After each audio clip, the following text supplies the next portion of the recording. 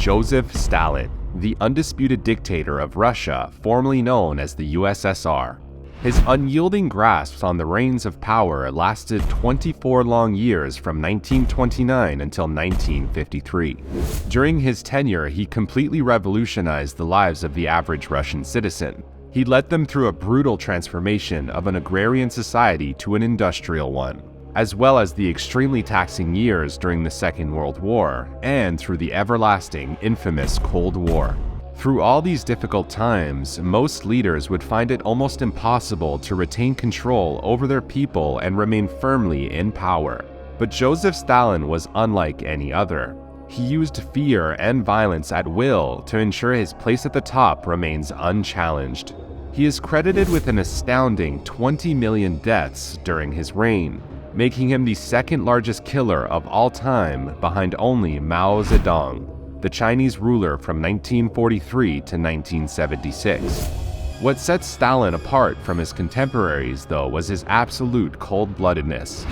His regard for human life was essentially non-existent. He's famously quoted as saying, "The death of one man is a tragedy, the death of millions is a statistic." And another, after the death of his first wife, he said, "This creature softened my heart of stone. She died, and with her died my last warm feelings for humanity." Here are some of Joseph Stalin's most infamous tools he used in order to create fear and compliance. Probably the most effective threat Stalin used very sparingly was the Gulag System, essentially a prison with mandated forced labor. Stalin viewed the camps as an efficient way to quickly advance his goal of industrializing the Soviet Union. These camps allowed him to access valuable natural resources such as coal and timber and take on huge projects through essentially what was slave labor. Additionally, Gulag camps became a destination for victims of Stalin's Great Purge, a campaign to eliminate members of the Communist Party and anyone who challenged his rule. When Stalin launched his purges, a wide variety of laborers known as political prisoners were transported to the Gulag camps. Opposing members of the Communist Party, military officers, and government officials were among the first targeted. Later, educated people and ordinary citizens, doctors, writers, intellects, students, artists, and even scientists, were sent into the Gulag System. Furthermore, anyone who simply had family ties to disloyal anti-Stalinists could be imprisoned. Even women and children endured the harsh conditions of the camp. Without any notice, victims were randomly picked up by Stalin's security police and hauled to the prisons with no trials or right to an attorney. Prisoners of the Gulag camps were forced to work on large-scale construction, mining, and industrial projects. The type of industry depended on the camp's location and the area's needs. Some of the biggest projects accomplished by the Gulag labor crews include the following: the Moscow-Volga Canal, the White Sea-Baltic Canal, and the Kolyma Highway. These massive undertakings were done so with little to no regard for the prisoners' basic rights. Prisoners were given crude, simple tools and no safety equipment. Some workers spent their days cutting down trees or digging at frozen grounds with handsaws or pickaxes. Others mined coal and copper, and many had to dig up dirt with their bare hands. Camp prisoners often drudged through brutal weather, with half of the year facing sub-zero temperatures. The work was often so grueling that prisoners would handicap themselves by either purposely injuring themselves in an attempt to avoid work. Many workers died from exhaustion, while others were physically assaulted or shot by camp guards. Historians estimate that at least 10% of the total Gulag prison population was killed each year, totaling an estimated 1.7 million deaths during Stalin's rule. Like we touched on a little bit earlier, Stalin initiated in 1936 the so-called Great Purge. He used this so effectively to the point where there was nobody left opposing him.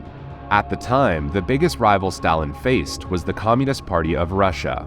He ordered the arrest of hundreds of thousands of people who had any type of affiliation with the opposing party. Of the 103 highest-ranking members of the Communist Party, 81 were executed. The rest were sent to the Gulag without due process. Eventually, more than a third of the general public who supported the Communist Party died during the Great Purge. This of course had the effect of terrorizing the general population. Many people turned on friends and family members in an attempt to save themselves. Even Stalin's closest advisors weren't exempt from this fate. One of the most glaring examples of this was the head of the Russian secret police, Nikolai Yezhov. He was executed in 1940 after Stalin accused him of anti-Soviet behavior.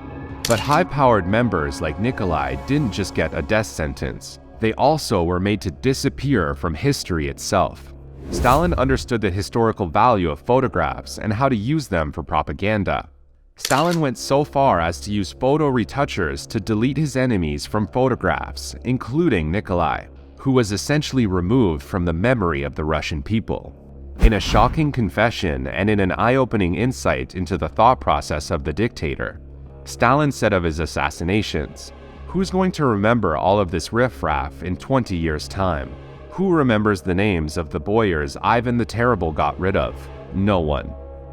As you can imagine, with the constant threat of the Gulag or worse looming over their heads, the remaining citizens living under Stalin's rule would have been extremely paranoid. This led most people to go to extreme lengths in order to ensure their safety. Perhaps the most famous example of this would be from the 18th Party Congress in Moscow in March of 1939. This was Stalin's first address after starting the Great Purge, and rightly so, everyone was anxious. As Stalin started speaking, he unknowingly mispronounced the name of the head of agriculture. He continued to finish the speech and then sat back down. Amazingly, every speaker who followed purposely copied the mistake and mispronounced the name. Matotov, one of the speakers, recalls, "If I had said it right, Stalin would have felt that I was correcting him." Molotov and all the other speakers dared not even the chance of a perceived slight towards the dictator for fear of repercussion. This led to countless other similar stories, one by a Russian novelist who tells the story of how Stalin was given a standing ovation for 11 minutes, and when the first person stopped clapping, he was arrested and sent to the Gulag. While that's quite likely fictionalized, there was a very real significant paranoia about such things, so much so that it led Stalin to perhaps an avoidable death. He went to bed one night and gave orders not to be disturbed. His guards heard him fall, but they didn't dare check in on him because they were afraid of what would happen if they defied his orders. He lay there for hours, and when he was finally found, it was too late to help him. In the end, Stalin, like many totalitarian dictators, saw himself as the living personification of the state. To question him was to question the state. And since the Soviet state was by its own teachings perfect, questioning the state was often seen as disloyal. Ultimately, Stalin was feared because he was also loved. Many, and quite likely even most of the remaining Soviets, loved him. And they were convinced that if only he knew what was wrong with their village, he could fix it. He was Russia's little father, smiling benevolently at them from portraits everywhere. After all, he had brought them material standards unheard of in their grandparents' time, and he had driven out all the Germans who had ravaged their land. The Man of Steel protected them all, built them schools, hospitals, and factories. It's important to remember that back in 1917, almost all the people of Russia had been poor. Stalin's way of life offered them very little in the way of freedom, but still more than what previous generations were offered, and this made him invulnerable. No challenge to his throne could ever succeed, because he could always appeal directly to the people he had seemingly saved. Thank you for watching today's video. I hope you enjoyed. Please consider subscribing, and hopefully we will see you in the next one.